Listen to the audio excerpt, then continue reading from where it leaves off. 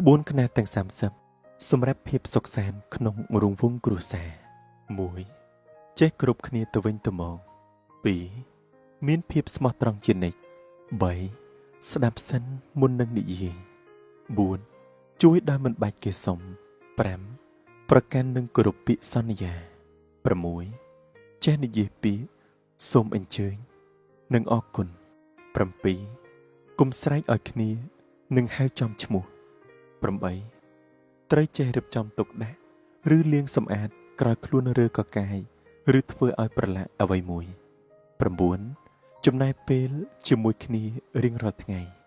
10ពេលធ្វើខុសត្រូវចេះសុំទោស11គាំទ្រក្តីសុបិនគ្នាទៅវិញទៅមក12ហូបអាហារជុំគ្នា13ពេលជុំគ្នានៅតុបាយកុំមើលទូរស័ព្ទ14ចែកគ្នាទទួលខុសត្រូវ15ឧស្សាហ៍បង្ហាញក្តីស្រឡាញ់ចំពោះគ្នា16មានចិត្តសប្បុរសហើយចេះខន្តី17ត្រូវស្គាល់កន្លែងរបស់សមាជិកម្នាក់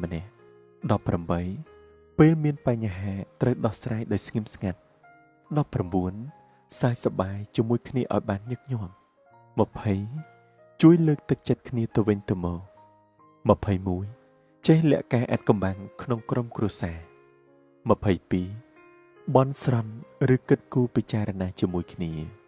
23ធ្វើអ្វីត្រូវខិតខំអស់ពីចិត្តកាយ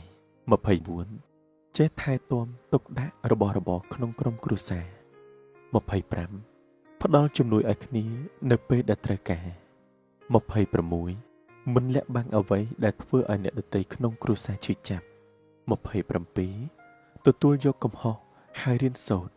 28ពេលបានជោគជ័យត្រូវជួយអបអរគ្នា29និយាយរឿងវិជ្ជមានពីក្រុមគ្រួសារនិង30រាល់ពេលត្រូវតែគិតដល់គ្រួសារមុនគេ